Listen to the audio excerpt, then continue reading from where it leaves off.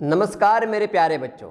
तो आज हम हमारी हिंदी पाठ्य पुस्तक वसंत से कविता वह चिड़िया जो का अंतिम पद्य पढ़ने जा रहे हैं।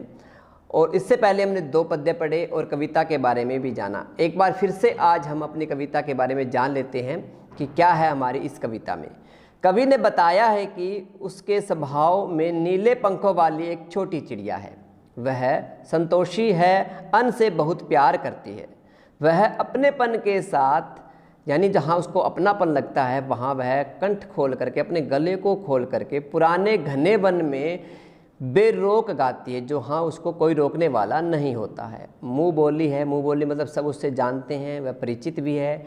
एकांत में भी उमंग से रहती है, जहाँ एकांत उसे मिलता है वहाँ वो आनंद से रहती है। वह उफनती नदी के विषय में जानकर भी जल की मोती सी बूंदों को चोंच में भर लाती है। उसे पता होता है कि नदी में ज़्यादा उफान है, नदी का बहाव ज़्यादा है, लेकिन फिर भी वह क्या कर लेती है, वहाँ से उन मोती रूपी बूंदों को क्या कर लेती है, वो चुग लेती है या अपनी चोंच में भर लेती है। उसे श्रम पर गर्व है, वह अपने आप में गर्व करती है। वह साहसी है, उसे नदी से लगाव है। कवि ने अपने भीतर की कल्पित चिड़िया के माध्यम से मनुष्य के महत्वपूर्ण गुणों को उजागर भी किया है। अपनी कल्पित चिड़िया की कवि के द्वारा ये कल्पना की गई है और उसकी एक कल्पित चिड़िया है, उसके माध्यम से वह मनुष्य में अनेक गुणों का क्या कर रहा है, विकास भी कर रहा है। तो चलते हैं आज हमारे अंतिम पद्य की ओर। देखिए, वह चिड़िया जो चोंच मार कर चढ़ी नदी का दिल टटोल कर जल का मोती ले जाती है, वह छोटी गर्वीली चिड़िया नीले पंखों वाली मैं हूँ, मुझे नदी से बहुत प्यार है। तो चिड़िया क्या कहती है? चिड़िया कहती है कि मैं वही नीले पंखों वाली चिड़िया हूँ, जो मेरे पंख है वो बहुत ही नीले हैं और मैं नीले पंखों वाली चिड़िया हूँ। वह चिड़िया जो चोंच मार करके, कवि कहते हैं कि वह चिड़िया जो अपने चोंच के द्वारा चढ़ी नदी यानी कि उफनती हुई नदी का दिल टटोल करके क्या होता है, बहते हुए पानी से जल रूपी मोतियों की बूंदों को अपनी चोंच में भर लेती है। वह छोटी गर्वीली चिड़िया, जो वह छोटी सी अभिमान से भरी हुई चिड़िया है और उसके पंख नीले हैं, वो क्या कहती है कि मैं ही हूँ नीले पंखों वाली चिड़िया, कि मेरे पंख नीले हैं और मैं नीले पंखों वाली चिड़िया हूँ। मुझे नदी से बहुत प्यार है। और वह चिड़िया कहती है कि मुझे नदी से भी क्या है, बहुत प्यार है। तो आइए शब्दार्थ कर लेते हैं।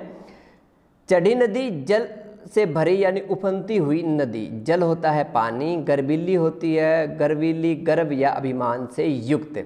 तो कवि जी क्या कहते हैं, नीले पंखों वाली चिड़िया कहती है कि मैं वही छोटी चिड़िया हूँ जो उफनती नदी से भी पानी की बूंद अपनी चोंच में लेकर उड़ जाती हूँ। मुझे अपने इस साहस पर गर्व है, जो मैं ये साहसी कार्य करती हूँ, हिम्मत भरा कार्य करती हूँ, मुझे बहुत गर्व है, जो मैं उफनती हुई नदी से अपनी चोंच में पानी भर लेती हूँ। साथ ही मुझे नदी से भी बहुत प्यार है और मैं उस बहते हुए पानी से और नदी से भी बहुत प्यार करती हूँ। तो इस प्रकार की वह छोटी सी चिड़िया हमें क्या करती है, विभिन्न परिस्थितियों में भी साहस का परिचय देती है। तो आइए मेरे प्यारे बच्चों, कुछ और जान लेते हैं हमें क्या करना है। अब हमें अभ्यास कार्य से पहले, जब हम हमारा अभ्यास कार्य करेंगे, प्रश्न उत्तर करेंगे, उससे पहले हमें क्या करना है, शिक्षण अधिगम हमें लिखने हैं कि हमने इस कविता से क्या सीखा। तो हमने कविता का पाठ धारा प्रवाह वाचन करना सीखा, हमने कविता को पढ़ना सीखा। दूसरा, हम सब ने पक्षियों से प्रेम करना सीखा, वह उनके बारे में जानकारी प्राप्त की कि किस प्रकार से छोटी चिड़िया साहस का परिचय देती है।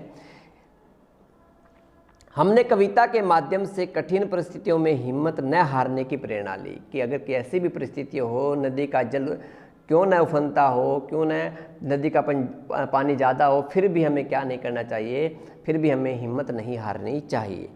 तो हमने पक्षियों की आज़ादी के महत्व को जाना कि जो पक्षी होते हैं अपनी आज़ादी चाहते हैं और आज़ाद रह कर के पक्षी बहुत खुश रहते हैं। इस प्रकार से हमें पक्षियों की आज़ादी का महत्व के बारे में भी पता चला। इस प्रकार से हमें क्या लिखना है, शिक्षण अधिगम अपने अभ्यास कार्य से पहले पेज पर लिखने हैं। उसके बाद हमें क्या करना है, हमें चित्रात्मक कार्य कर सकते हैं, हम इसका पोर्टफोलियो बना सकते हैं, या फिर हम शब्दार्थ भी लिख सकते हैं। इस प्रकार के चित्र बना करके आप अपनी कॉपी में दिखा सकते हैं। पहले शिक्षण अधिगम, उसके बाद आप पोर्टफोलियो, फिर हम क्या करेंगे, इसका अभ्यास कार्य करना आरंभ करेंगे। तो आज के लिए इतना ही। आपका दिन शुभ रहे।